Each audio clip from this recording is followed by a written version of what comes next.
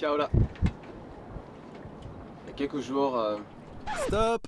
Bon, comme tu entends, le son n'est vraiment pas terrible. J'ai eu un petit souci de micro. Alors plutôt que de garder ce plan sur le bateau, j'ai décidé de réenregistrer cette partie avec le matos en Nouvelle-Zélande. Les plans de coupe qui seront dans cette vidéo seront bien les plans que j'ai faits en Polynésie française. Donc imagine-toi que je suis toujours sur le bateau quand je te parlerai. Je te souhaite un très bon visionnage.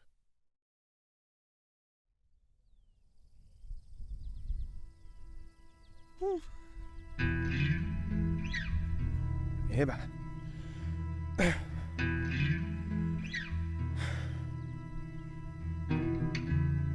C'est vrai que c'est beau. Ce pays.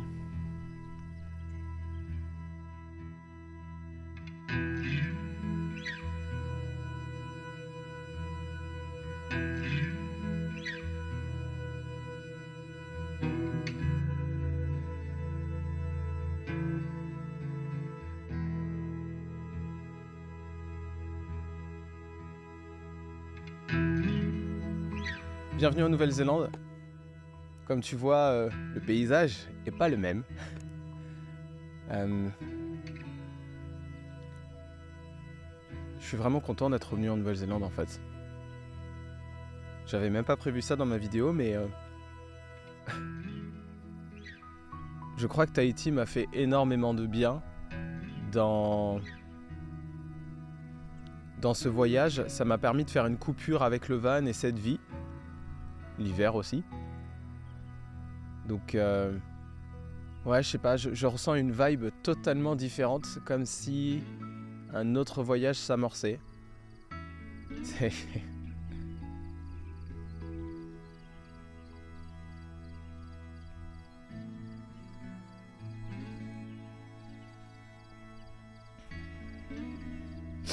Ouais. Bon, je me suis posé à Godley Heads. C'est au sud de Christchurch. Et en fait, il y a un trek, il y a une loupe ici à faire. Et je me suis dit qu'en fait, c'était le bon endroit pour faire cette vidéo, pour se poser comme tu vois. Bon, voilà. Je vends du rêve, peut-être. C'est vraiment très beau. D'ici 2 semaines, je vais bouger. Mais avant, il y a une petite coupure puisque je n'ai pas assez de shift dans mon travail. Il y aura une petite coupure dans un endroit pour l'épisode 6. Il est déjà dans ma tête. Il va être totalement différent et j'ai vraiment hâte de te le montrer. Ouais. Aujourd'hui, on est mi-septembre. Il y a quelques semaines, j'ai fêté mon 35e anniversaire sur cette planète. Et je me suis rendu compte de certaines choses. Et je voulais faire cette vidéo pour échanger sur mon ressenti, mais aussi expliquer ce qui s'est passé ces derniers mois pour moi qui m'amène justement à être dans ce ressenti. Ouais. Si j'avais écrit le voyage idéal avant de partir et le voyage que j'ai vécu depuis bientôt 1 an en Australie et en Nouvelle-Zélande, j'aurais 2 histoires complètement différentes.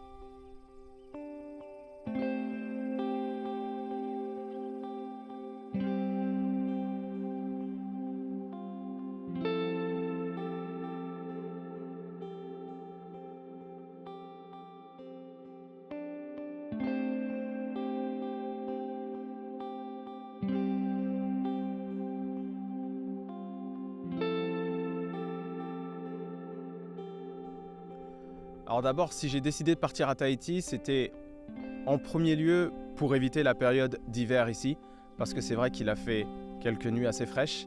Et je me suis dit, autant profiter d'un petit endroit pendant 1 mois, 1 mois et demi où il fait beau, où il fait chaud, pas loin. Et Tahiti, c'était vraiment le bon plan. J'ai fait du woofing là-bas, chez Tamara et Joe. Je passe le bonjour s'ils voient la vidéo.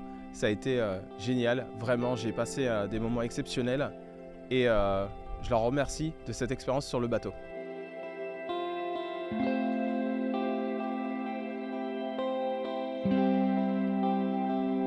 Juste avant de quitter Tauranga, il y a eu des moments assez compliqués, notamment à cause des réparations sur le van que j'ai dû effectuer, qui m'ont coûté de l'argent, et du manque de travail dans les kiwis. Et en fait, c'est à ce moment-là que je me suis rendu compte de la difficulté d'être seul en van life une seconde fois. Alors c'est vrai que si la van life, c'est un mode de vie assez économique, faut l'avouer, on est assez minimaliste, on dépense peu, il faut quand même avoir un budget à côté parce que il y a les dépenses du quotidien, mais il y a aussi les imprévus qui peuvent arriver. Et il y a quelque chose de plus personnel pour moi, c'est mes choix. Les choix que j'ai faits n'ont pas été bons. Quand tu es seul, tu dois te remettre encore plus en question. Et tu dois peser les décisions encore avec plus de réflexion. Et en fait, en comprenant ce qui s'est passé ces derniers mois, je me rends compte que j'ai trop écouté mes peurs. Comme là, avec les kiwis, où en fait, ils étaient sous des trompes d'eau, j'allais pas bosser, mais comme j'avais la sécurité du travail, je suis resté dans l'espoir que j'allais travailler, alors qu'en fait, c'était d'attendre pour rien. Et c'est bizarre parce que je suis quelqu'un qui est plutôt du genre à tenter, à vivre des expériences, mais là, j'avoue, j'ai vraiment écouté mes peurs. Et le voyage me l'a appris. Les réponses viennent en cours de route. Et il a fallu que je bouge de Tauranga pour arriver à Christchurch, trouver le travail à Te Pae où je suis depuis 3 mois, et j'ai sorti la tête de l'eau.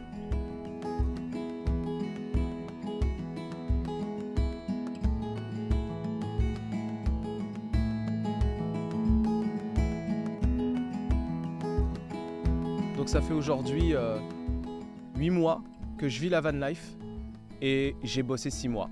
C'est pas du tout ce à quoi j'imaginais avant de partir. Mais tu sais quoi ? Moi je suis content.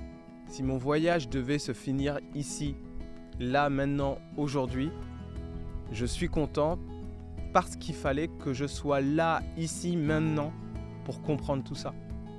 Que si j'étais resté en France, tout cela ne serait jamais arrivé. J'aurais pas pris conscience de tout ce que j'ai appris ces derniers mois. Et ça, je le vois vraiment comme un cadeau.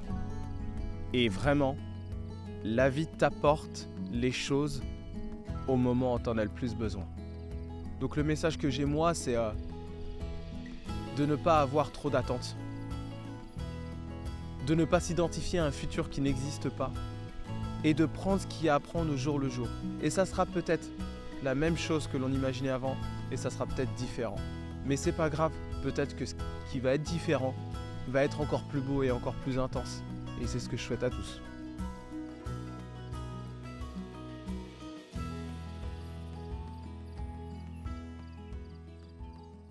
Il est 13h20 et il fait magnifique, il fait 21 degrés, j'ai même pas envie de bouger. Ouh! J'espère que tu apprécies autant mes vidéos que moi quand je prends le temps de les enregistrer.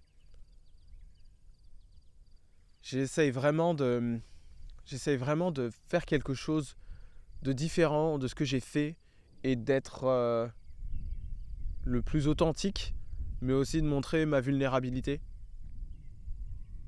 Et je pense que c'est ce qui manque en fait. C'est ce qui manque dans les connexions entre humains, entre nous. On se cache derrière des barrières et on se cache derrière des masques pour montrer la meilleure version de soi-même. Mais en fait, on ne se rend pas compte qu'on montre une fausse image de nous.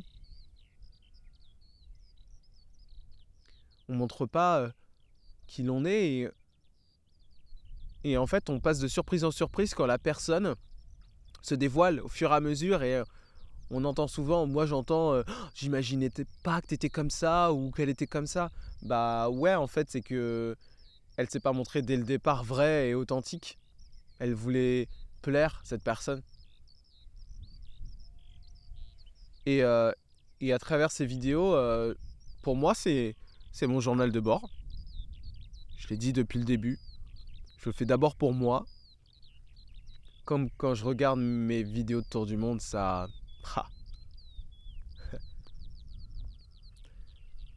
me laisse des souvenirs en fait. Parce que dans une certaine vidéo, j'ai dit que les souvenirs sont la seule chose que l'on emportera avec nous.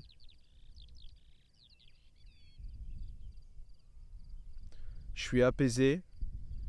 Je suis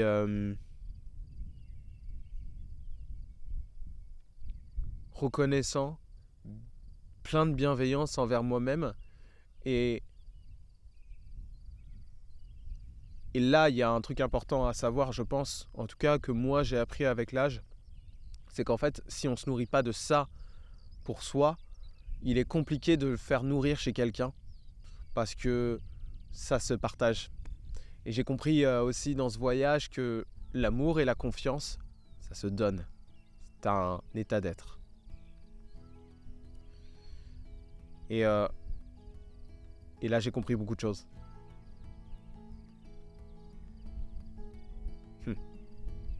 Ouais, ce voyage m'a déjà changé. Je suis reconnaissant.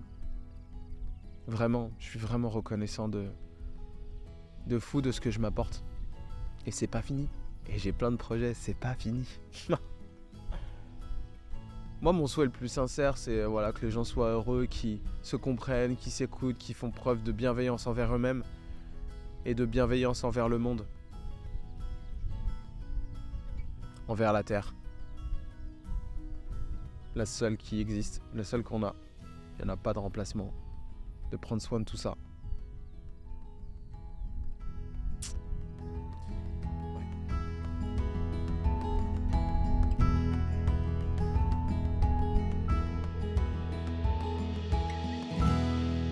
Moi, c'est Mika et je vous emmène.